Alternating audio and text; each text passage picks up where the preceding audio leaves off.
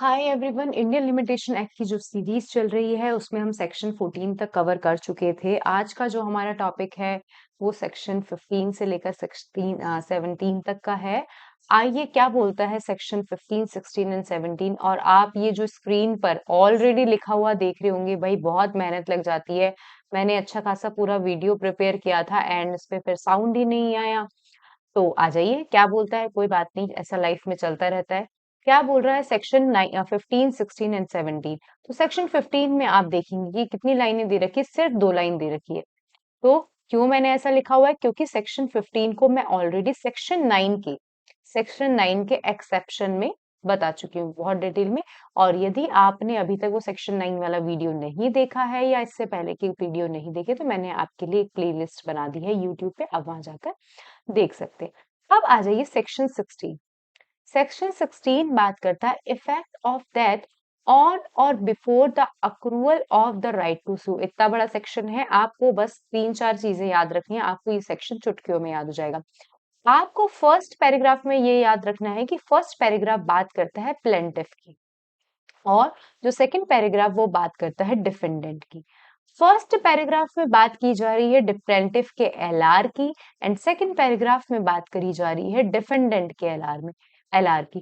First paragraph में जो लिखा हुआ है वहां पे प्लेंटिफ के एलआर का लीगली केपेबल होना जरूरी है, लेकिन ऐसा कोई प्रोविजन इसके अंदर नहीं दे रखा है। मतलब डिफेंडेंट के एलआर का लीगली केपेबल होने से रिलेटेड इस संबंध में कोई भी बात इस सेक्शन में नहीं दे रखी है। तो पढ़ते हैं क्या लिखा हुआ है कि where a person who would if he were living, एक पर्सन यदि वो जिंदा होता, have a right to institute a suit और मेक एन एप्लीकेशन डाइज। एक जिंदा होता तो उसका राइट होता सूट इंस्टीट्यूट करने का या एप्लीकेशन लगाने का। मर जाता है, कब मर जाता है, वो राइट अक्रू होने से पहले मर जाता है। पहली बात खत्म हो गई। और उसका राइट ही कब अप्रूव होता है, जिस दिन उस पर्सन की डेथ होती है। दूसरी बात में ये लिखा हुआ है और where a right to institute a suit और make an application accrues only on the death of person. कभी कभी हम पढ़ते हैं, ली होगी आप लोगों ने सबने, LIC life insurance policy. Person मर जाता है, जब पर्सन की डेथ हो जाती है तब ही क्या होता है, वो इंश्योरेंस पॉलिसी का क्लेम मिलता है। तो ये सेकंड बात यही है कि जब राइट इंस्टीट्यूट हो रहा है, मतलब जब राइट अक्रू हो रहा है, वो पर्सन की क्या हो चुकी है, डेथ, या डेथ होने पे ही वो क्या होता है, राइट इंस्टीट्यूट होता है, मतलब राइट अक्रू होता है। तो क्या बोला, the period of limitation shall be computed from the time when there is a LR of deceased capable, कि लिमिटेशन पीरियड तब से स्टार्ट हो जाएगा जब वो LR है डिजीज पर्सन का केपेबल हो जाएगा सूट इंस्टीट्यूट करने के लिए। अब इसका एग्जांपल, लाइक मान लीजिए प्लेंटिफ क्या है, जो प्लेंटिफ एक्सपायर हो गया था, जो उसका LR है वो कितना है, 16 ईयर्स का है। कितना है, 16 ईयर्स का है। तो लिमिटेशन पीरियड स्टार्ट नहीं होगा। तो लेकिन जब होगा जब वो 18 साल का हो जाएगा, क्योंकि लीगली केपेबल कब होगा, जब वो मेजर हो जाएगा। तो ये एक सिचुएशन ये हो सकती है। दूसरे सिचुएशन में क्या हो सकता है, जब वो एक्सपायर हुआ, प्लेंटिफ एक्सपायर हुआ, उसका LR कितने साल का था, 21 साल का था। तो लिमिटेशन पीरियड उसके मरते ही, जैसे ही वो एक्सपायर हुआ, ऑफ कोर्स वो क्या है, मेजर है, केपेबल है, तो क्या हो सकता है, क्या हो जाएगा, लिमिटेशन पीरियड उस दिन ही स्टार्ट हो जाएगा। तो ये समझ में आ गया होगा कि जो फर्स्ट पैराग्राफ बात करता है किसकी बात करता है, प्लेंटिफ की। सेकंड पैराग्राफ जो बात करता है वो बात करता है डिफेंडेंट की। एक पर्सन जिसके अगेंस्ट सूट लग सकता था, या सूट का जिसके अगेंस्ट राइट था सूट लगाने का, वो क्या हो जाता है, उस राइट के पहले ही एक्सपायर हो जाता है। या जो राइट है, जो किसी पर्सन का राइट है उसके अगेंस्ट सूट लगाने का, वो उसके मरने पे ही क्या होता है, अक्रू होता है। तो लिमिटेशन पीरियड कब से कंप्यूट किया जाएगा, पढ़ते हैं। Limitation period shall be computed from the time when there is LR, यहाँ पे एक वर्ड क्या लिखा हुआ, LR, और यहाँ पे क्या था, LR of the disease capable.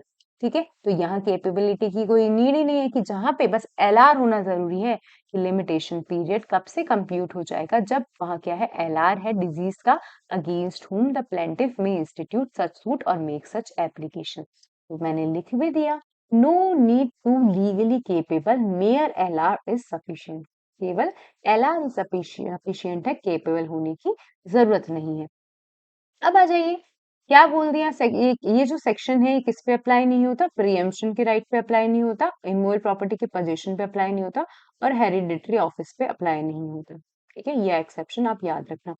जब हम बात करते हैं सेक्शन 17 की, इंडियन लिमिटेशन एक्ट के सेक्शन 17 की बात करते हैं, बेयर एक्ट में आपको क्या दिखेंगे, बेयर एक्ट में दिखेगा बहुत बड़ा सेक्शन है। कैसे पढ़े, पढ़ने में जोर आता, देखकर इतना ऐसा ऐसा घसड़ पसड़ मची हुई है, तो हम इसको कैसे पढ़ेंगे। लेकिन मैंने आपको इसको एक चार्ट बना के बता दिया, आप देखेंगे इसके अंदर कितने पॉइंट है, A B C D, 4 point है सेक्शन 17 के पैराग्राफ 1 में। तो मैंने ए और सी और डी, A C D को तो एक साथ लिख दिया, एक, क्योंकि ए बात करते हैं फ्रॉड और मिस्टेक की, ACD बात करता है फ्रॉड एंड मिस्टेक की, एंड बी जो बात करता है वो बात होता है डॉक्यूमेंट कंसील होने की। ठीक है, तो क्या लिखा हुआ है, एक सूट इंस्टीट्यूट करना था एक पर्सन को, लेकिन डिफेंड मतलब वो सूट किस पे इंस्टीट्यूट करना है, डिफेंडेंट के फ्रॉड पे, कि इस पर्सन ने मेरे साथ क्या किया है, फ्रॉड किया है, इस पर्सन ने क्या है, मेरे साथ फ्रॉड किया है, तो एक सूट इसका इंस्टीट्यूट करना है। एक सूट इंस्टीट्यूट करना है कि इस पर्सन की गलती के कारण मुझे क्या हुआ है, कुछ मुझे खामियाजा भुगतना पड़ा है, मुझे खामियाजा भुगतना पड़ा है, मेरा ये नुकसान हुआ है, तो मुझे इसकी गलती का, इसकी गलती से जो भी मेरे को कॉन्सिक्वेंसेस निकल हुए हैं, उसका मुझे रिलीफ चाहिए, उसका सूट इंस्टीट्यूट करना है। और तीसरा सूट एक ऐसा इंस्टीट्यूट करना है जिसके बेस पर, जिस डॉक्यूमेंट के बेस पर मेरा राइट अक्रू होता, प्लेंटिफ का राइट अक्रू होता, वो फ्रॉड्यूलेंटली उससे छुपाया जा रहा है, फ्रॉड्यूलेंटली छुपाया जा रहा है। तो लिमिटेशन पीरियड इन तीन सिचुएशन में, इन तीन सिचुएशन में कब अक्रू होगा, पहले बता देती हूँ, जिस दिन प्लेंटिफ को उस फ्रॉड का पता चल जाएगा, जिस दिन प्लेंटिफ को उस फ्रॉड का पता चल जाएगा, उस दिन से लिमिटेशन पीरियड स्टार्ट हो जाएगा। पहली सिचुएशन ये है। सेकंड सिचुएशन, जब मिस्टेक और फ्रॉड का रीजनेबल डिलीजेंस से पता लग सकता था, मान लीजिए उसे 1 जनवरी 2024 को पता लग सकता था रीजनेबल ड्यू डिलीजेंस से, लेकिन उसने लापरवाही के कारण उसको उस फ्रॉड का पता चला 30 जनवरी 2024 को, तो ये जो 30 दिन है ना, उसको तो क्या किया जाएगा, कोई काम के नहीं है, आपका जो लिमिटेशन पीरियड है 1 जनवरी 2024 से क्या हो जाएगा, स्टार्ट हो जाएगा। अब बी पॉइंट ये थोड़ा सा मैंने गलत लिख दिया, लेकिन यहाँ पे यही है कि एक डॉक्यूमेंट है, एक डॉक्यूमेंट है, उसको क्या किया जा रहा है, उसके बेस पर सूट इंस्टीट्यूट करना है, उसके बेस पर सूट इंस्टीट्यूट करना है, लेकिन वो कंसील किया जा रहा था, वो क्या किया जा रहा था, कंसील किया जा रहा था प्लेंटिफ से। आप जब पढ़ेंगे, यहाँ पे थोड़ा सा मिस्टेक में मैंने लिख दिया है, लेकिन यह जो बी बात करता है वो बात करता है डॉक्यूमेंट। तो डॉक्यूमेंट की सिचुएशन में लिमिटेशन पीरियड कब स्टार्ट होगा, जब प्लेंटिफ को पता चलेगा कि मुझे ये डॉक्यूमेंट प्रोड्यूस करना है, और ये डॉक्यूमेंट मेरे से क्या किया जा रहा था, छुपाया जा रहा था, वाकई में ये तो डॉक्यूमेंट तो मेरा है, ये डॉक्यूमेंट तो मेरा है। तो जिस दिन प्लेंटिफ को पता चलेगा कि आज मुझे ये डॉक्यूमेंट प्रोड्यूस करना है, मान लीजिए मैं हूं, मुझे कोर्ट ने बोला ये डॉक्यूमेंट प्रोड्यूस करना है, मैं बोलूंगी मेरा तो डॉक्यूमेंट ही नहीं है, लेकिन लेकिन एक्चुअल में पता चला डॉक्यूमेंट तो मेरा ही था, डॉक्यूमेंट तो मेरा ही था। तो ये बोल रहा है कि आपका लिमिटेशन पीरियड कब स्टार्ट हो जाएगा, किसी डॉक्यूमेंट के बेस पर आपको सूट लगाना है, जिस दिन आपको पता चला, जिस दिन आपको पता चला, या जिस दिन आपसे बोला गया कि वो डॉक्यूमेंट प्रोड्यूस करो, when the plaintiff first had the means of proceeding producing the concealed document or compelling its production।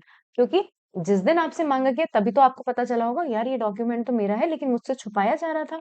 I hope आपको समझ में आ गया होगा।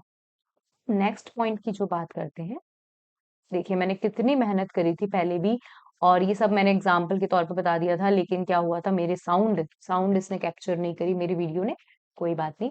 फिर ये बोल रहा है कि ये जो सेक्शन 17 है, मान लीजिए ए ने बी को मोबाइल दिया, और बी ने क्या लिया था, फ्रॉड से ले लिया था इससे मोबाइल, फ्रॉड से, मान कुछ किसी भी रीजन से, मान लीजिए फ्रॉड से मोबाइल, ए ने बी से, क्या बोल रही हूँ मैं, कि बी ने ए से फ्रॉड से मोबाइल ले लिया था।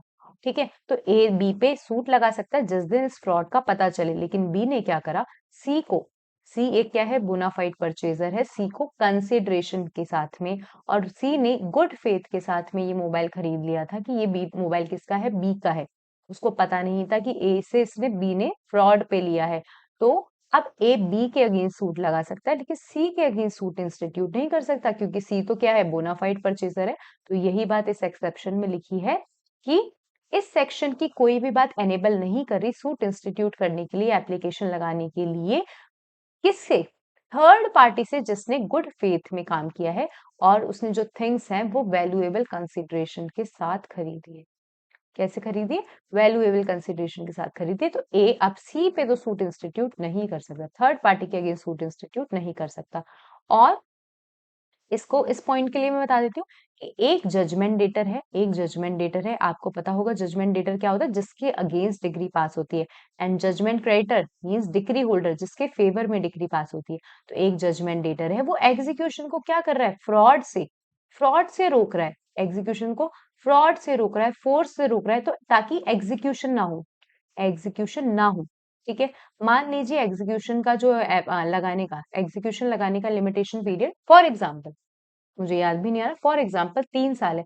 अब ये 3 साल में से तो 2 साल जजमेंट डेटर क्या कर रहा था, फोर्स यूज कर रहा था, फ्रॉड यूज कर रहा था, किससे, judgment creditor means degree holder से, कि ताकि क्या हो, ताकि एग्जीक्यूशन ना हो डिग्री का। तो ये सेक्शन ये बोल रहा है कि जितना टाइम उसने फ्रॉड और फोर्स यूज किया, जितना टाइम उसने फ्रॉड और फोर्स यूज किया, ठीक है, उसको क्या कर दिया जाएगा, लिमिटेशन पीरियड में एक्सटेंड कर दिया जाएगा। मान लीजिए 2 साल इसने क्या करा, 2 साल फ्रॉड एंड फोर्स यूज किया, लिमिटेशन पीरियड में ये 2 साल को क्या कर दिया जाएगा, जोड़ दिया जाएगा। ठीक है, ये देखिए, extend the period of execution of decree और ऑर्डर, उसको क्या कर दिया जाएगा, जोड़ दिया जाएगा।